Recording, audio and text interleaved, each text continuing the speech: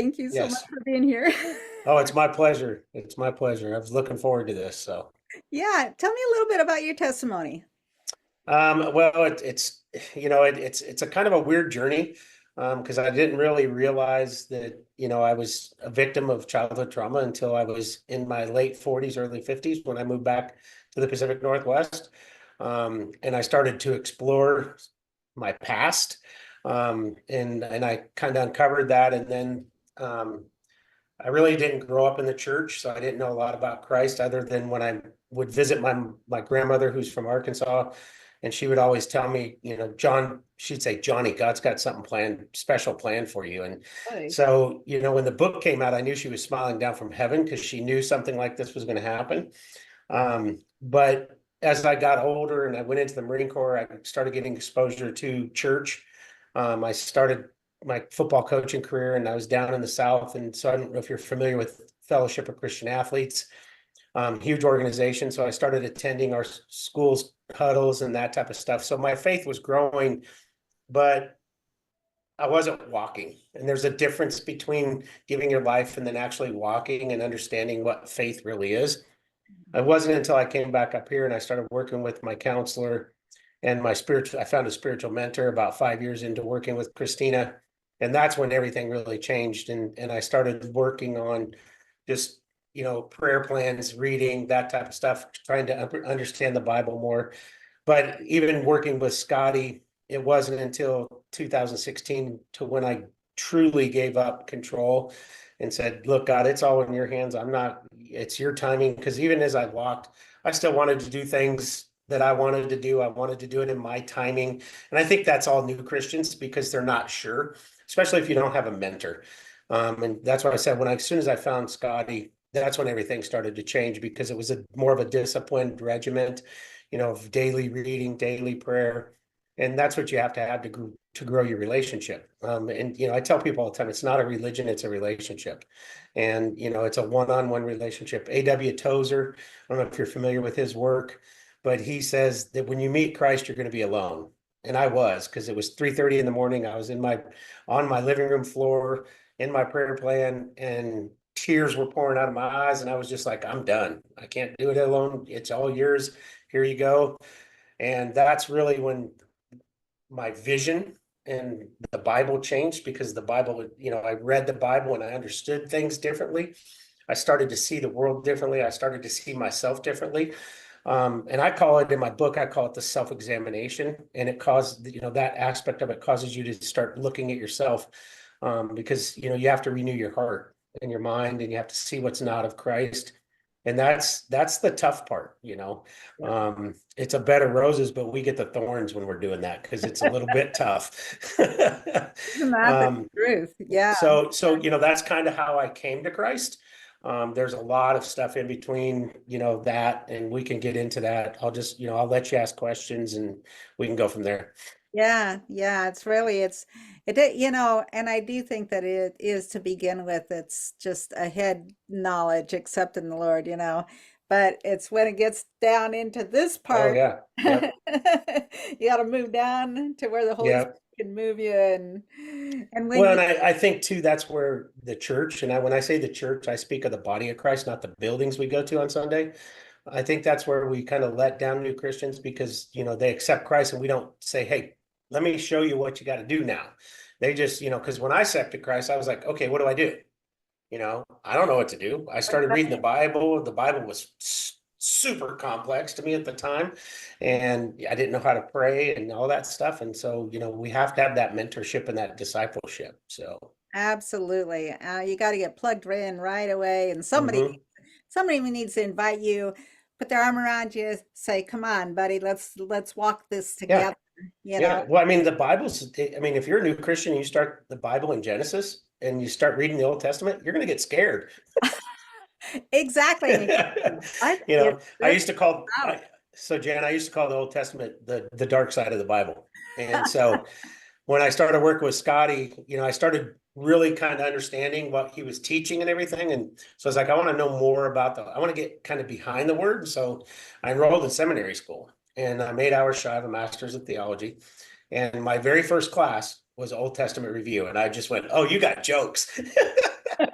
you know, and so, it's just, that's the way things happen, and, then after that class, I started seeing correlation between the Old Testament, the New Testament, and all of that. And, it just made more sense. And that's the thing where I think discipleship and finding that person that's farther along on a walk than you are that can help answer questions. I still read the Bible and I call Scotty and I'm like, hey, what are they talking about here? Exactly. Yeah. So Well, and yeah, when you really realize that the Old Testament is all about the New Testament, yes, you know, yes, when yeah. you understand the Old Testament, then you go, oh, I see Hmm. why we need sacrifice. Yep, I see why it's the blood of the lamb. I see yep. why, all the sins that weren't there. And Hmm. you also see how much God really loves you. Well, and you also see the fact that he's going to use the least worthy people. Because I mean, you look at the people he used Moses was a murderer, David was an adulterer. I mean, the list goes on and on and on. And so, he's trying, I think, to show us that it doesn't matter what you've done in your past. I have a purpose for you. If you just let me in and let me get into your heart, I'll show you the purpose. And so that's the beauty, I think, of the Old Testament. So Well, let's talk about your book a little bit. Tell yeah. us the title and why did you write it? How'd that come? Well, my counselor told me in 2014 that I should write a book. And, I was like, okay, maybe, because my story's not too unique, but it is my story. And so I shared that with a couple friends that she told me to write a book. And then I told them a little of the story and they're like, yeah, John, you need to write a book. And I'm going, okay. I'm a PE teacher, a football coach, a former Marine, and I have dyslexia. How am I going to write a book? And so I found a young lady at the church I was going to. She did all the media for the church. And so she helped me kind of outline the book as far as the chapters and stuff. And so I started writing. And about the fifth chapter, I was like, where do I go? I don't know what to do. And so I put the book on the shelf in 2014. And it wasn't until, let's see, today it'll be 3 years. So it was 2020. One Friday morning, I was reading in the Bible, and Hebrews 10:36 talks about the will of God, and it says, when you're doing the will of God, you must persevere to get what he promised. And then an hour later, I read a lot when I do cardio and I listen to worship music, and I was reading A.J. Swoboda's very first book entitled Messy. He was talking about the will of God, and in his book, he said nobody told him if anybody would read his book or buy it, he just had to write it. Mhm. And I went, okay, I got to finish my book. 6 years had passed. So my faith is totally different. Yeah. And so I said, okay. So I was getting ready to go on a trip to the Gulf of Mexico. And I said, I'm going to write for 2 hours every morning.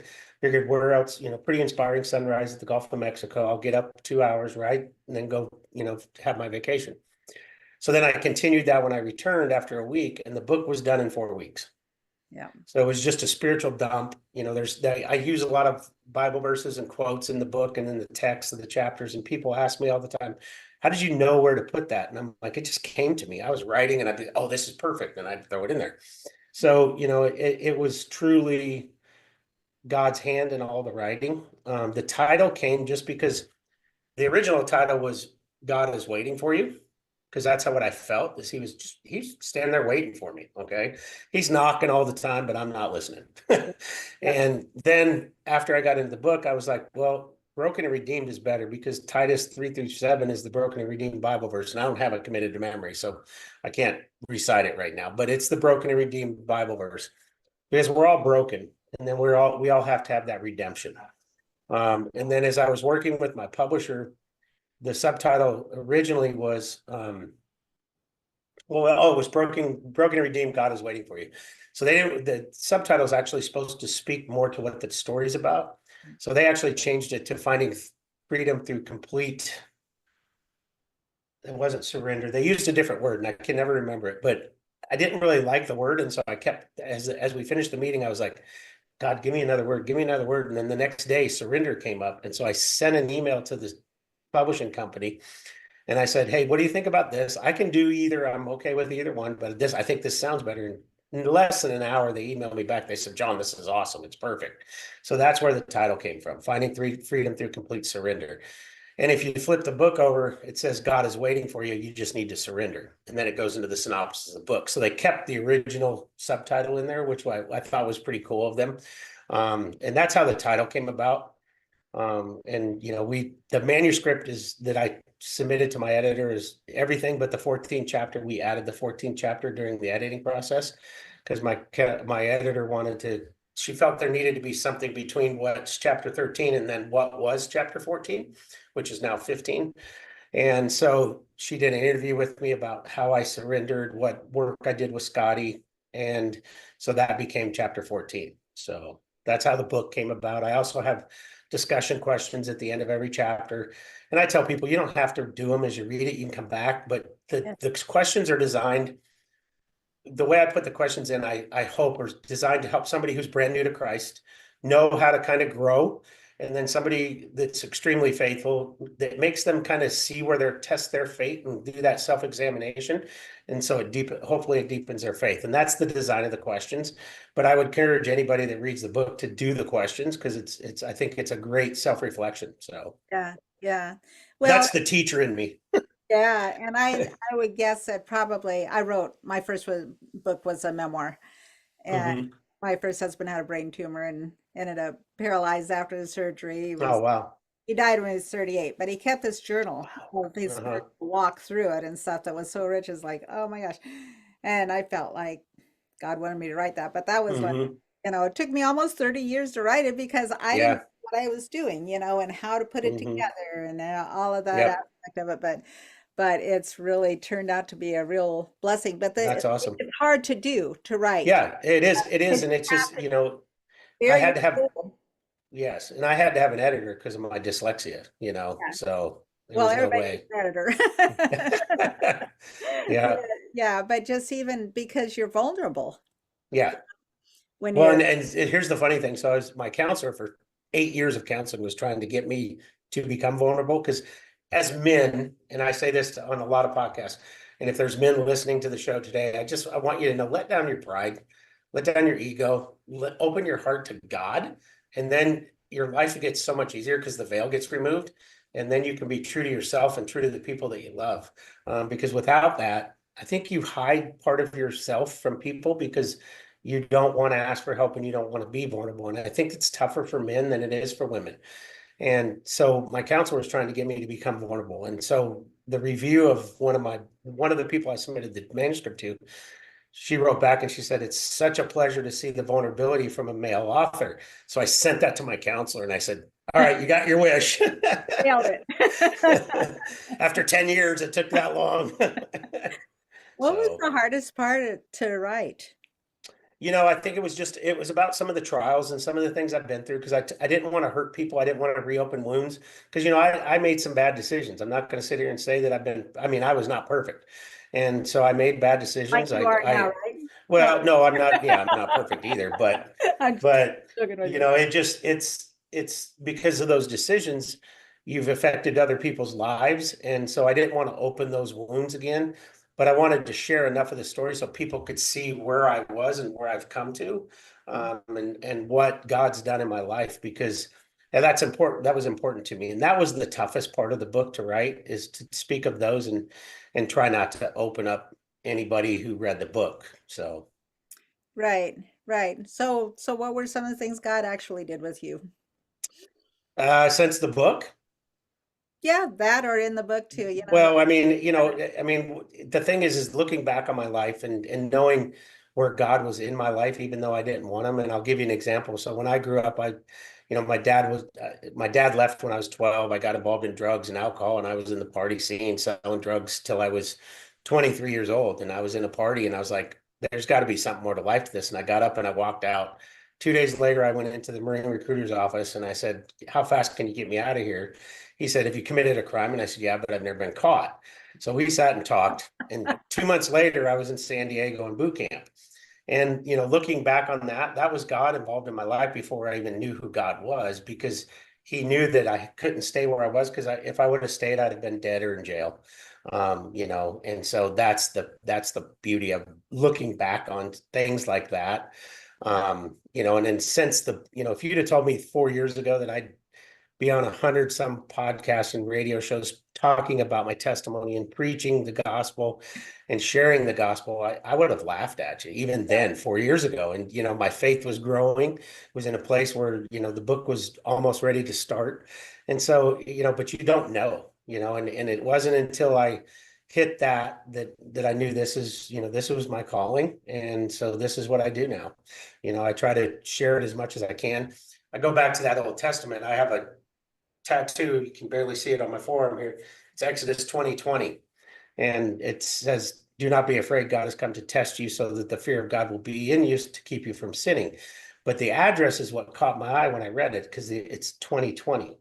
What's Uh, clear vision? 2020. So to me, that's the clear vision of God. And there's 17 other verses in the Bible with that address. 10 of them have instructions on how we're to behave and act as Christian.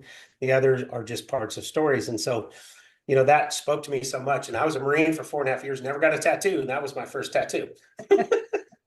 And I put it there to remind me, but what it does is now is when I meet people and I shake hands, they see it and they're like, what is that? And so now it's opened the door for a gospel presentation. And I don't press it. If they want to know, then I talk to them, because I don't like to push it, but if somebody has questions, then I'm going to sit there and talk to them. So invite him in. Yeah. yep, Invite him yep, into what you found. Yeah. yep, The yep. joy of his salvation. So, you said you were abused when you were small. How did your view of God, how did you get to a point where you could call him daddy? Well, that was the weird part, because growing up, it's hard to say this, but I didn't see evidence of love in my childhood. It was violence. And so it took me a long time to understand God's true love. And again, it probably wasn't until I started working with Scotty, in the past, from 2015 till, the current time. And so it took me a long time and to realize that I did have him. But I also made amends with my dad before that. And we had a heart-to-heart talk. And, I hadn't met Scotty yet. I was in the military still. It was probably 1988. Is when I went to my dad's house. And how I started the amends is I punched him in the mouth and then we went and talked. So I don't recommend that to anybody, but that's all I knew at the time. And we talked about the past. We talked about everything. He showed me things that were, that weren't that I was told were not the truth. And then I flew back to Seattle and I confronted my mom. And so we had a heart to heart. And so that made it easier a little bit. And my dad, changed his ways. He was married again to my stepmom. He was married to her longer than my mom. They raised one of her grandkids because her daughter died on an operating table because she was a heroin addict. And my dad and Millie took Josh in and raised him until he was in high school. And when my dad passed away, and it's just to watch him make amends with Josh, I could have been jealous of that, because the way he treated Josh. But what I saw is my dad's trying to make amends. That's the way I looked at it. He's trying to say he made a mistake and he's not going to do it again. And that's the way I looked at that situation. And, it was truly awesome to see. So That transformation. Yeah. mhm. Did you feel like Yeah. your dad had accepted the Lord, or?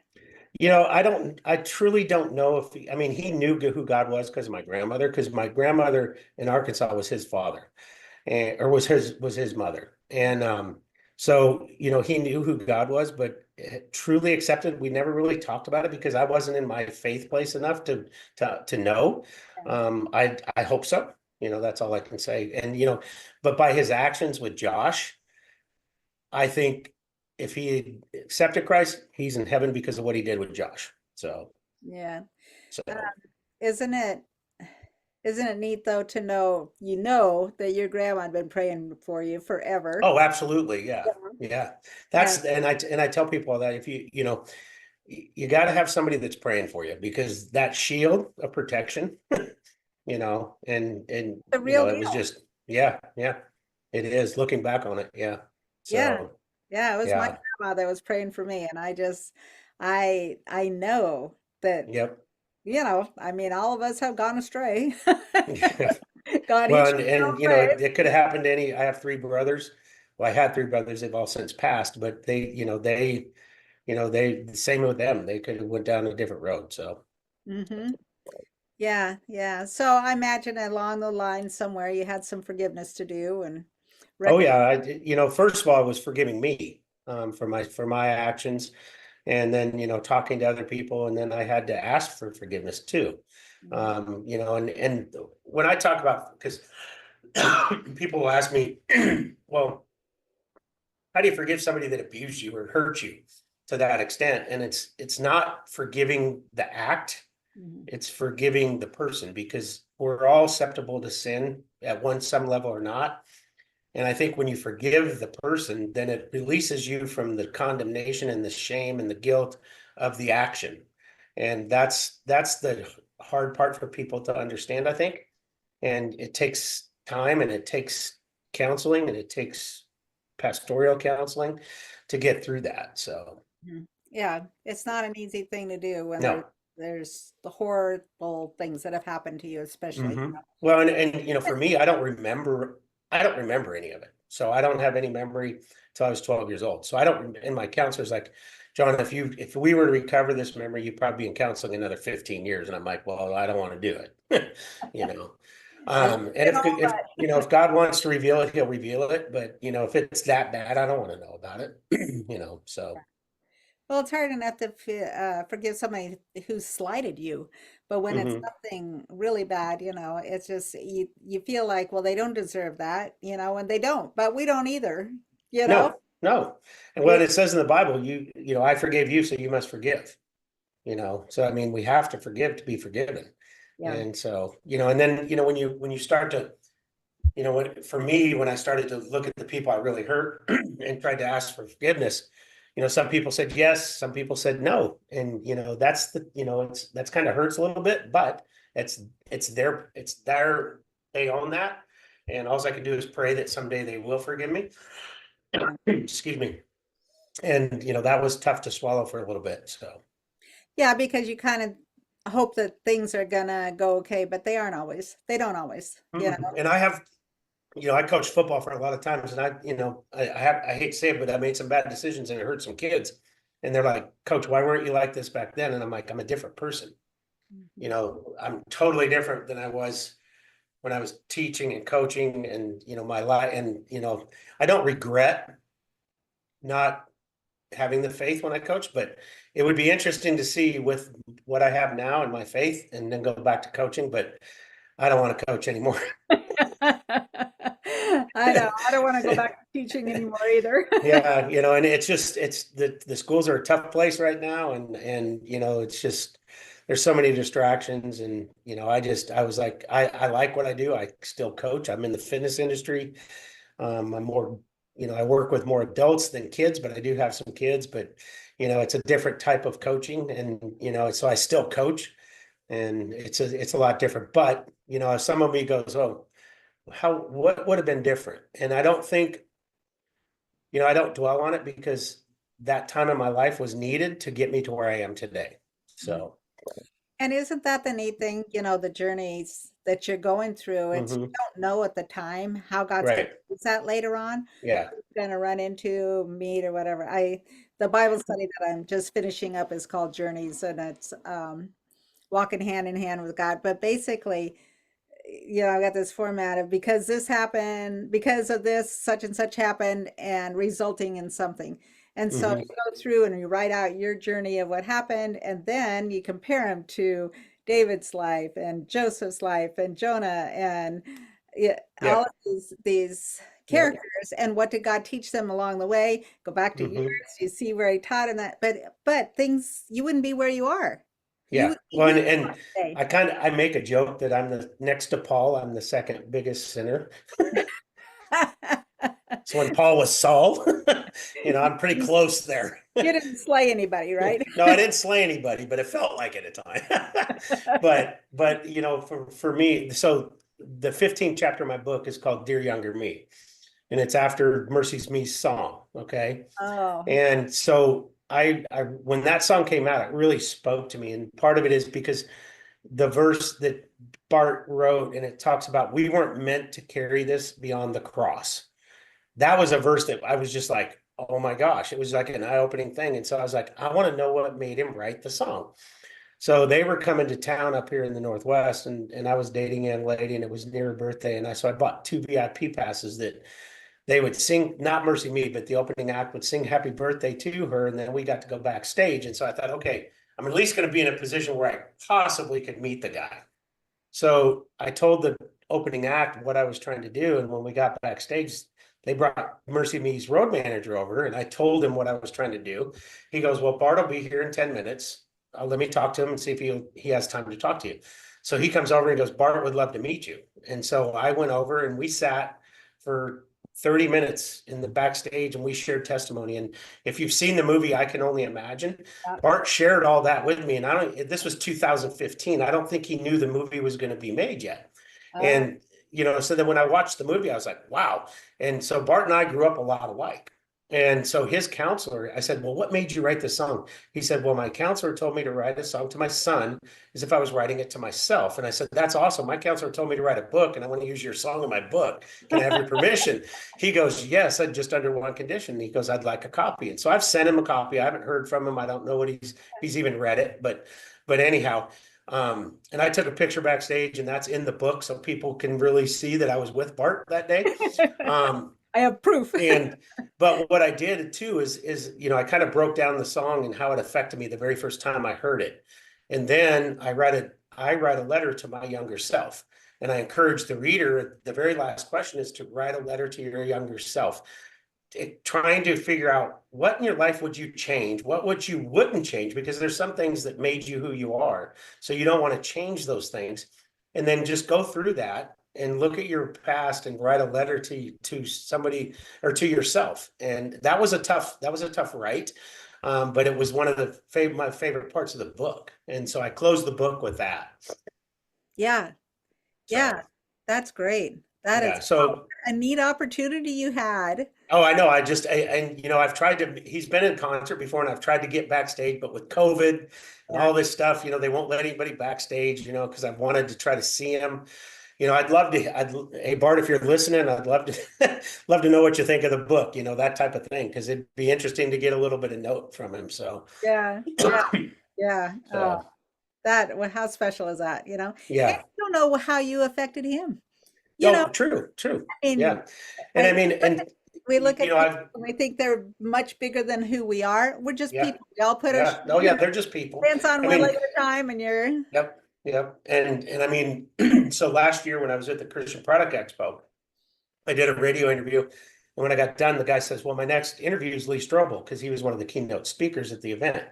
So I said, really? And so he goes, yeah. And so I wanted to meet Lee, and give him a copy of my book. Cause I mean, get a review from Lee Strobel. Come on. So I'm standing in the hallway and Lee and his wife come walking down the hall and he walks right, Jen, and this is the truth. He walks right up to me. He goes, do I know you? And I'm like, no, sir, this is the first time we've met. I said, but I'm happy to meet you. I appreciate, love your stories, blah, blah, blah. And I said, here's my book and I'd love to have you read it and, tell me what you think of it. And, he went into his interview and I sat outside and talked to his wife the whole time he was doing the interview. So, I've had the opportunity to meet people like that and, to share my testimony with them and to hear it's just been, God's opened so many doors and it's just been amazing. So, yeah, that is amazing. What would you like to leave with your listeners? Well, the biggest thing for me is to understand that no matter what you've been through, that you always have that God's going to redeem you and he's going to accept you because it doesn't matter what you've done. And then when you're ready and you've accepted Christ, find that person that can help guide you because that's the key. And that's what the key was for me. And I wish I would have met Scotty 10 years ago, but I wasn't supposed to. But finding that person that's willing to mentor you and to guide you through how to read the Bible. And Scotty has a 10-step discipleship program that he uses. He calls it the Big 10. He allowed me to put it in the book, and it's a 10-step process of how to teach Bible reading, prayer, Bible memorization, gospel presentation, invitation, memory, all that stuff. And it's a fantastic program. And I've been through it. I've used it with people I disciple, and it's got power to it. And Scotty's probably discipled 1,500 people in his life because he used to coach college football, and he would do this with all the football players at POU. And so it's just, I was thrilled when he allowed me to put it in the book. So, Oh, yeah, that's really great to have that. yep, yep. Oh, well, thank you so much for joining me. This has been a pleasure, and I'm anxious to read your book. I will be looking for it. Is there an audio version too? No, not yet. It's available on Kindle and then anywhere books are sold. But if your listeners want a signed copy, they can go to my website. And if they use the verse Exodus 3:3-7, they get discount, and I'll sign the book and send it off to them. So, Oh, awesome. That is perfect. so Good. Thank you. yeah.